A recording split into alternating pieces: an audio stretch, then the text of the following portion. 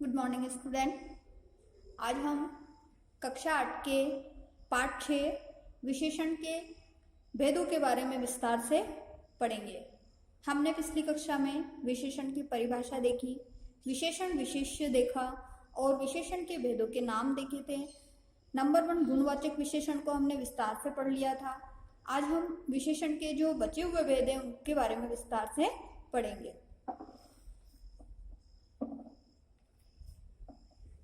Number 2 परिमाणवाचक विशेषण।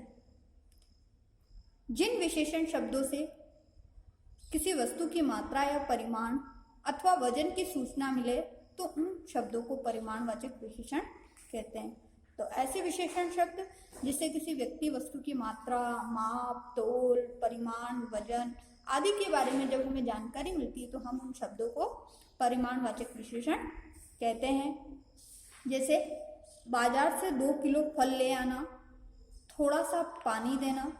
अब फल कितने लाने? 2 किलो, तो फल की मात्रा कितनी हो गई? 2 किलो। फिर पानी देना, पानी कितना चाहिए? थोड़ा सा, तो उसकी मात्रा कितनी है? थोड़ा सा। यहाँ 2 किलो, थोड़ा सा, क्रमशः फल तथा पानी की मात्रा की सूचना दे रहे हैं। तो हमें जब किसी व्यक्ति वस्तु के माप, तोल, मात्रा, परिमाण, वजन की सूचना जब मिलती है या जानकारी जब मिलती है हम उसे परिमाणवाचक विशेषण कहते हैं। परिमाणवाचक विशेषण 2 प्रकार के होते हैं, निश्चित परिमाणवाचक, अनिश्चित परिमाणवाचक।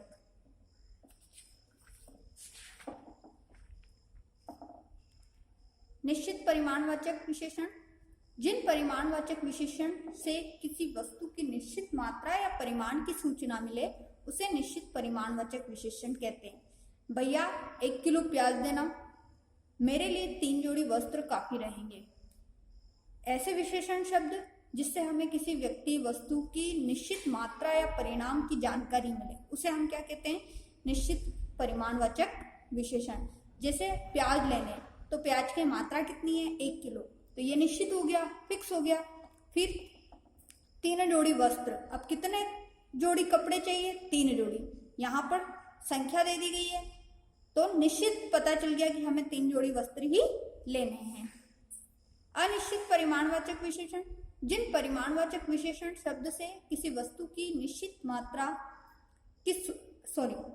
मात्रा की सूचना नहीं मिले अनिश्चित परिमाणवाचक विशेषण कहते हैं।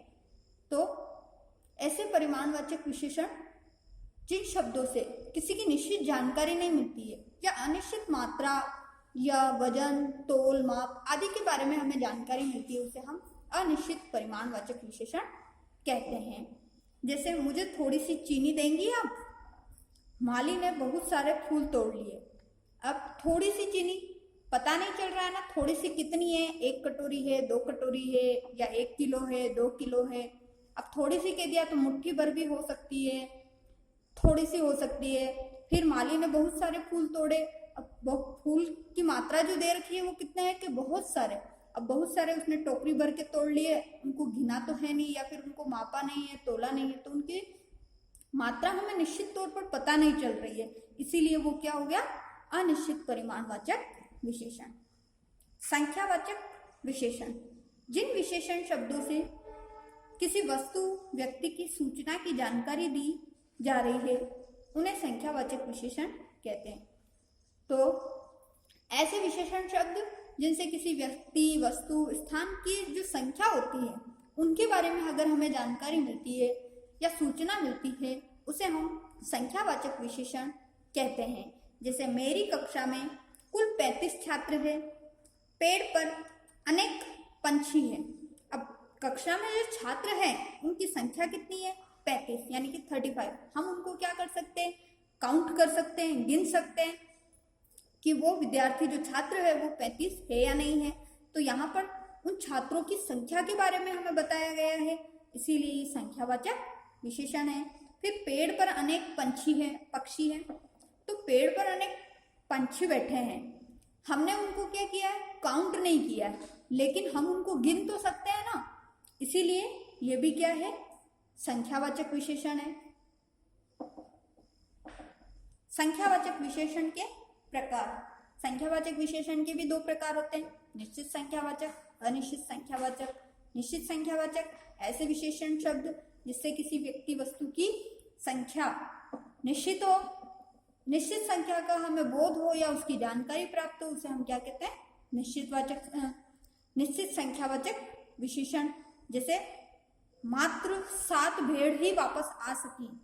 अब जो भेड़ जंगल में घूमने गई थी उनमें से 7 भेड़ वापस आई है, तो हमने क्या किया, उनको काउंट कर लिया, उनको गिन लिया, इसीलिए वो कितनी हो गई, 7 है। तो यहाँ पर हमें उनकी संख्या निश्चित तौर पर पता चल रही है ना, इसीलिए ये क्या है, निश्चित संख्यावाचक विशेषण। 2 बच्चे विद्यालय जा रहे हैं। अब जो बच्चे स्कूल जा रहे हैं उनमें से हमने 2 बच्चों को देखा और दोनों को हम गिन सकते हैं, तो यहाँ पर बच्चों की संख्या भी निश्चित तौर पर हमें पता चल रही है। अनिश्चित संख्यावाचक विशेषण, जिन विशेषण शब्दों से किसी व्यक्ति वस्तु की निश्चित संख्या की जानकारी प्राप्त न हो उसे अनिश्चित संख्यावाचक विशेषण कहते हैं। तो ऐसी संख्या जो किसी व्यक्ति या वस्तु के बारे में हमें निश्चित जानकारी नहीं दे रही हो, लेकिन हम उनको गिन तो सकते हैं, लेकिन हमने उनको गिना नहीं है, काउंटेबल तो है लेकिन उनको गिना नहीं है, तो अनिश्चित संख्यावाचक विशेषण हो जाएगा। जैसे कई लोग बस में बैठे हैं, अब बस में जैसे भीड़ भरी है, बहुत सारे लोग बैठे हैं, लेकिन हम लोगों को गिन तो सकते हैं ना, हमने गिना नहीं है और डायरेक्ट ही हमने क्या बोल दिया, कई लोग बस में बैठे हैं, तो इनकी संख्या हमें निश्चित तौर पर पता नहीं चल रही है, तो ये अनिश्चित संख्यावाचक विशेषण है। आज कुछ लोग ही जा सकेंगे, अब कुछ लोगों को हम गिन सकते हैं, तो कुछ लोग जैसे कि कुछ लोग बाजार जा सकते हैं या मेले में जा सकते हैं, कहीं मीटिंग में जा सकते हैं, तो उनके बारे में बता दिया गया। तो कुछ लोग, तो उनकी क्या है कि हमें संख्या पता नहीं चल रही है। सार्वनामिक या संकेतवाचक विशेषण, जिन विशेषण शब्दों से संज्ञा की विशेषता या उसकी विशेषता की ओर संकेत किया जाए उसे सार्वनामिक या संकेतवाचक विशेषण कहते हैं। ऐसे विशेषण शब्द जो सर्वनाम से बने उसे हम सार्वनामिक या संकेतवाचक विशेषण कहते हैं। तो दूसरी परिभाषा देखें तो मानो कि ऐसे विशेषण शब्द जिससे किसी संज्ञा की ओर संकेत किया जाता है उसे सार्वनामिक या संकेतवाचक विशेषण कहते हैं, और वो शब्द सर्वनाम होना चाहिए, तो सार्वनामिक विशेषण बन जाएगा। जैसे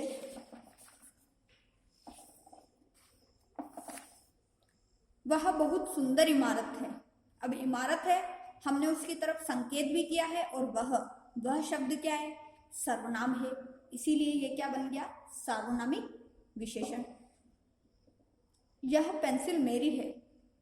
पेंसिल क्या है, संज्ञा शब्द है, हमने इसकी तरफ संकेत किया है, इसकी विशेषता क्या बताई, यह, और यह शब्द क्या है, सर्वनाम है, इसीलिए ये क्या हो गया, सार्वनामिक विशेषण या संकेतवाचक विशेषण। तो आज हमने विशेषण के जो 4 भेद होते हैं, गुणवाचक, परिमाणवाचक, संख्यावाचक और सार्वनामिक, इन चारों के बारे में हमने विस्तार से पढ़ा। एक और भेद होता है व्यक्तिवाचक विशेषण, जो कि आपकी बुक में नहीं दिया गया है, व्यक्तिवाचक संज्ञा से ही बना होता है। जैसे किसी स्थान का नाम ले लेते हैं हम, जयपुर, जोधपुर, ये स्थान के नाम है, विशेष स्थान के जब नाम आ जाते हैं उसे व्यक्तिवाचक विशेषण कहते हैं, व्यक्तिवाचक संज्ञा कहते हैं, और उन्हीं शब्दों में जब प्रत्यय लग जाता है तो वो व्यक्तिवाचक विशेषण बन जाता है। जैसे जयपुरी चुंदड़ी बहुत प्रसिद्ध है, अब जयपुर से जयपुरी बन गया तो वो क्या हो गया, व्यक्तिवाचक विशेषण। सार्वनामिक विशेषण के प्रकार, अब सार्वनामिक विशेषण के भी प्रकार होते हैं 4। निश्चय बोधक सार्वनामिक विशेषण, जिससे कि निश्चित रूप से हमें पता चलता है विशेषण संज्ञा या सर्वनाम की ओर संकेत करता है। तो ऐसा विशेषण शब्द जो संज्ञा या सर्वनाम की ओर निश्चित तौर पर संकेत करता है उसे हम क्या कहते हैं, निश्चय बोधक सार्वनामिक विशेषण। जैसे यह मेरा बैग है, वे मेरे दादाजी हैं, तो मेरा बैग, मेरे दादाजी, ये संज्ञा और सर्वनाम शब्द है, और इनकी तरफ यह और वे शब्द विशेषण है, इसीलिए ये क्या हो गया, निश्चय बोधक सार्वनामिक विशेषण। फिर अनिश्चय बोधक सार्वनामिक विशेषण, वे विशेषण जो संज्ञा या सर्वनाम की ओर निश्चित तौर पर संकेत नहीं करते।